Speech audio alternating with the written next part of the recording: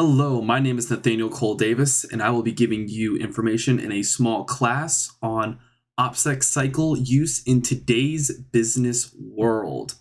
First and foremost, my credentials. I was in the U.S. Army Signal Corps. I was a support systems specialist. I did 2 overseas tours. I held a secret clearance for that entire time. I was an NCOIC of a battalion S6 with 600 soldiers to manage at that time, and I was an OPSEC manager for the 1-4 Cavalry Squadron.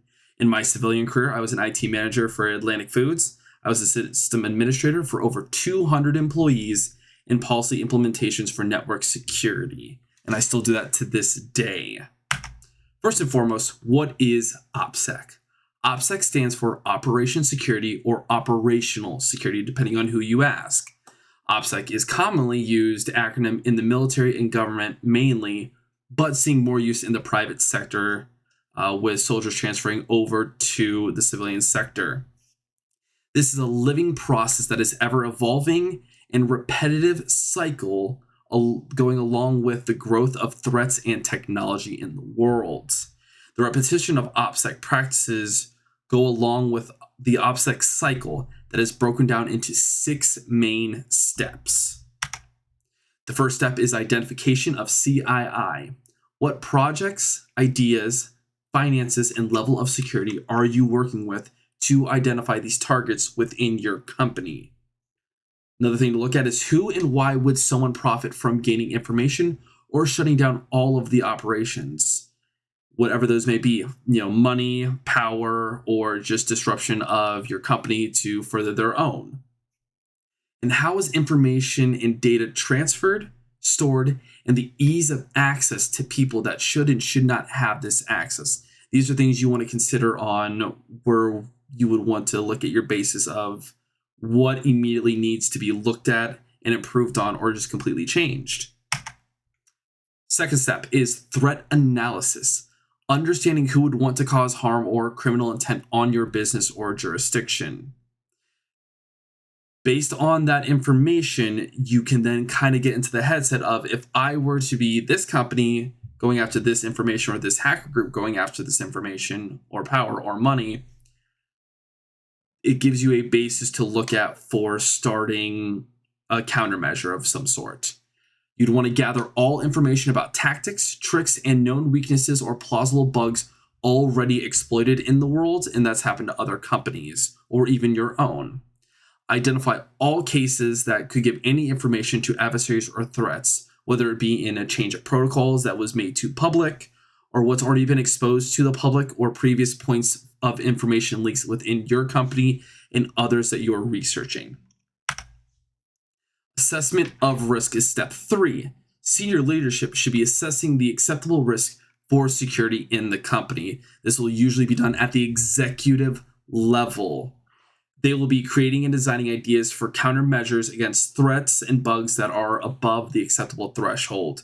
Once those have been identified, you're going to want to start building your reasoning for going after these. And the considerations for what actions to consider will always be within the level of risk. If it's above it, then that is an immediate one that we need to start looking at and working on.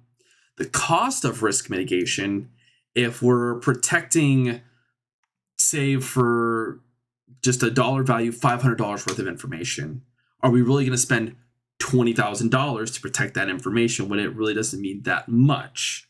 No. So that's something to always consider. And then the timeline for each solution and execution. Why spend so much money on something that's going to become obsolete if you don't have to? So, you always want to be looking ahead into the world. And then confliction with worker productivity. If you're changing something within the business where it's going to make it a lot harder for other workers to access information or do their job, you might cause such a bog down in the system that it will run down the company and raise the cost of this overall, especially when you're dealing with 300, 400, 500 workers at a time. The next step is going to be applying countermeasures. Senior leadership alongside all of the staff under them should be working in unison and using a systems of checks and balances to apply these countermeasures. This may not completely solve or safeguard all your information, but it can reduce the risk to an acceptable level. And that is what we're always trying to do. There is no guarantees in this world. But if we can get it down to a 99 percentile of safety, that is a much more acceptable number than 25, 50, even 75%. Here's where we will also see changes and not well-planned executions failing. If previous steps and things that are put into place ahead of time and not tested or thought through or talked to from the top down, these are where we will see the most amount of failures. And the last piece of this, which I believe is the most important piece of this, is a periodic assessment of effectiveness. We need to look at the countermeasures from the views of the threats and adversaries to make improvements on these countermeasures that are already there. We may have been 90% of the way there to begin with, but now we need to make micro adjustments to, make it 100%, not 100%, but, up to that 99 percentile. Reevaluate all countermeasures to see if the costs and actions taken were worth the resources expended, and if not, what do you need to change for the future? What different things do we need to look at? Do we need to look at the actual value of that information? Is it going to bog down more workers? There's a million things that you're not always going to be able to take into consideration in the beginning, but learning from these is what will help improve you for the future. Begin starting the process over with all the new information and research from this period. As soon as you're done with it, you should be looking at the future. What's new? What happened in this time period that's changed in the world that now we need to start looking at the next thing? Threats never take a break, and neither should you. So in that meantime, you should also be trying to get feedback from workers involved in all levels of team members to get a wide angle view and even future ideas and other information that can help future projects go a lot smoother and be a lot more productive than what you did now. Even if it was a complete success, why not try to always be more successful? How often should this cycle take place? There is no set time period for this cycle. Usually the more you can do it is better, because then you're always staying on top of tasks.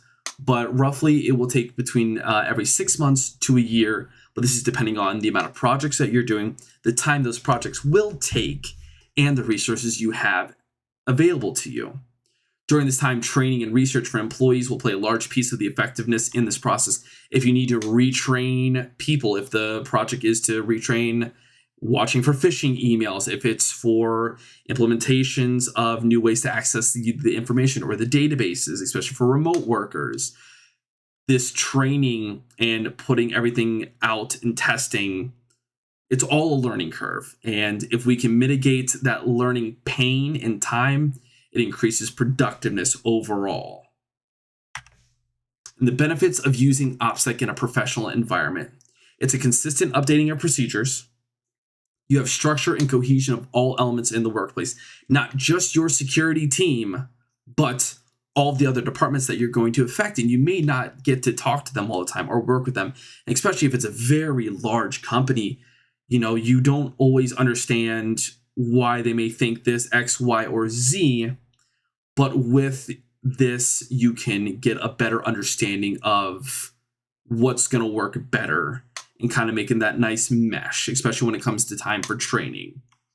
And then approved system already used by the Department of Defense.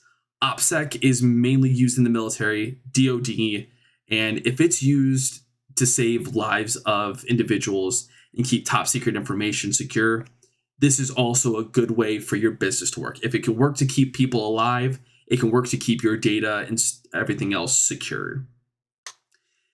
It is a consistent structure that allows for transparency on working procedures, with the executives all working together alongside the entire team for security. This is a good way that you can show these procedures and test them and run them. And it can build a bigger unification within the businesses.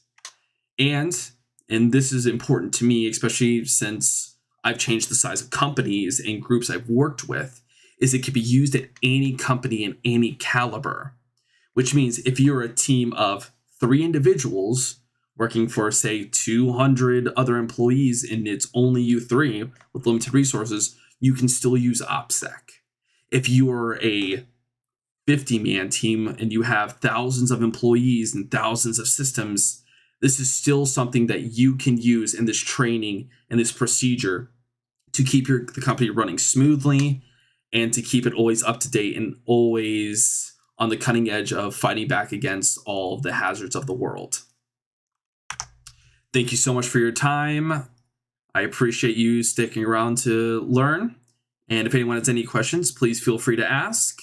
My references here at the end. Thank you so much.